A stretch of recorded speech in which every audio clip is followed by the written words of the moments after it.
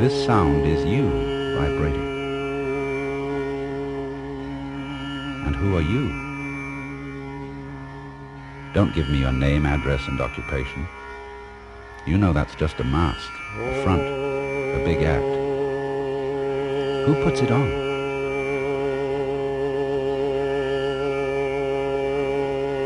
Who puts it on? Your body? What an act that is. And who puts that on? Your father and mother? Did they put you on? Come off it. You know very well who you are, but you won't admit it. Deep in there in the middle of your heart, you know it. You've always been around, and always will be. And the you in you is the same as the you in me.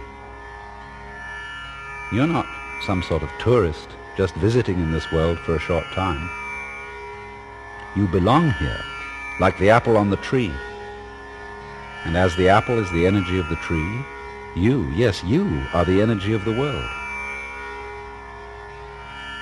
You don't know who you are, do you? You can't really get at yourself, just as the fingertip can't touch itself and the teeth can't bite themselves. And that's because you, the far in you, is what we call Brahman, the self of the universe, the witch than which there is no witcher, the heart and foundation of all that's going on. You think you're going to die someday. Yes, that's because every now and then you have to go off so that you can know you're on.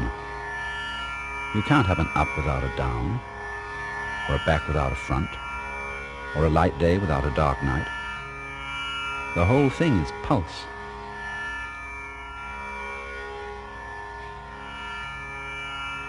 So what are you doing, Brahman? You're playing on and off with yourself, hide and seek with yourself. You're just passing eternal time with adventure. You forget who you are, really. Every now and then, you make like you're just a John Doe or a Mary Smith, or a butterfly, or a worm, or a star, and that you're lost in the middle of a big, big outside world that isn't you, that you don't understand and that you don't control. Of course. There has to be something else, something other, to bring out the feeling that you are you. And so that you can feel really you, that outside world has to feel really strange, different, weird. You old trickster. Deep down in, you know the whole bit. And therefore what you want is a surprise. So you have to let things get out of control. You have to feel lost and lonely to know you as you. And you play the thing out by inventing lusts and loves, fears and terrors, gnawing anxieties and screaming mimes. Also you can imagine, it's not really me, it's it that runs the show. But our secret is, as we say, Tattvamasi. You are it. You are running the show by not letting your right hand know what your left is doing, by making like there's a whopping great split between what you do and what happens to you. And this is what we call Maya, the great illusion, and Leela, the play, the big act. And you don't just play your game with such simple elements as on and off, black and white, or life and death. To seem as real can be, this world that you are playing must be so complicated that you can't figure it out. Especially if you're using figures to figure it. So, between black and white, there is the whole range of colors. Between thunder and silence, the whole scale of tones. And between something and nothing, between a smashing fist on the face and trying to touch air, there are all the textures of feeling. Burning, throbbing, pushing, hugging, fondling, tickling, kissing, brushing, and light wind on the skin. Your world is all these elements, of light and sound, of taste, smell and touch. woven together in many dimensions on the fabulous loom of your brain. Your brain, the most complicated thing in the world, which you yourself grew without even thinking about it.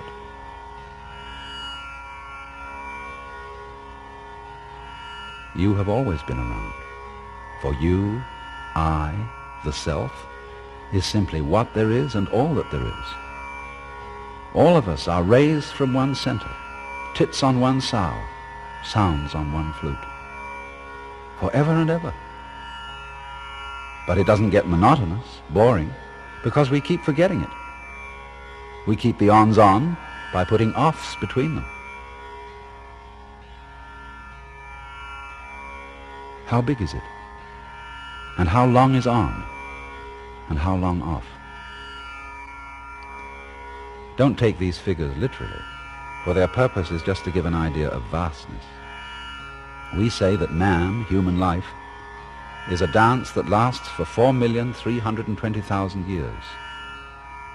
And of course there are all sorts of other dances going on at the same time with their own rhythms. Star dances, rock dances, fish dances, insect dances, plant dances, and strange animal scenes like crocodile dances, elephant dances. The human dance runs for 4,320,000 years, a span of time that we call a kalpa. Before it begins and after it ends, there is always another kalpa, or off period of rest, during which the self is simply the self, and doesn't pretend to be this me or that you. We call this rest period the pralaya. Peace, uninvolvement, pure bliss.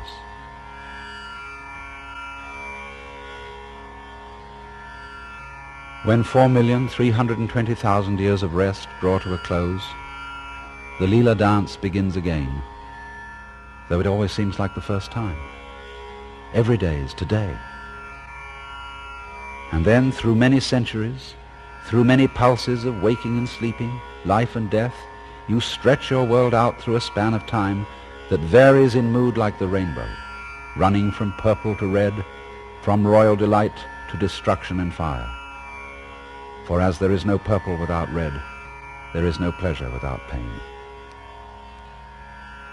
There are thus 4 great divisions of the kalpa. We call each one a yuga, and name them after the 4 throws in the Hindu game of dice. Krita, the perfect throw of 4. Treta, the slightly imperfect throw of 3. Dvapara, the throw of 2. And Kali, the worst throw of 1. And so the first period, the Krita Yuga, runs for 1,728,000 years, during which the whole world is as perfect as a fresh flower and as unblemished as the skin of a young girl. The second period, the Treta Yuga, is a little shorter. It runs for 1,296,000 years, during which a small element of evil and decay comes into life, and the tips of the petals are very slightly brown. The third period is the Dvapara Yuga, running for 864,000 years. The syllable dva in Dvapara means 2, double or dual, so that in this age the powers of good and evil are equally balanced.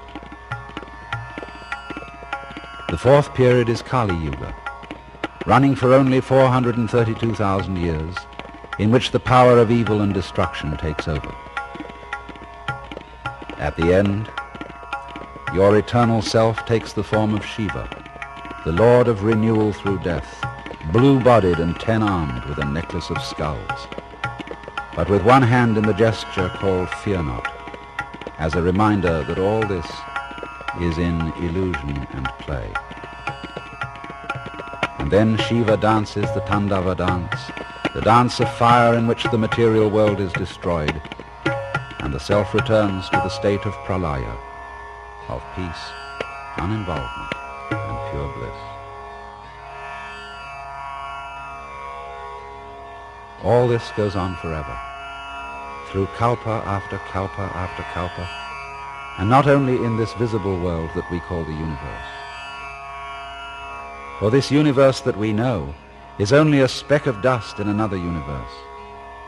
And all the specks of dust in this universe that we know contain minute universes without measure, boundless inward in the atom, boundless outward in the whole. However vast, however incomprehensible, however terrifying this entire display may seem to be, all of it is at root your own inmost self, the self which you cannot touch or see or pin down or control, because it's too close, too near, right in the middle of everything, because it's you.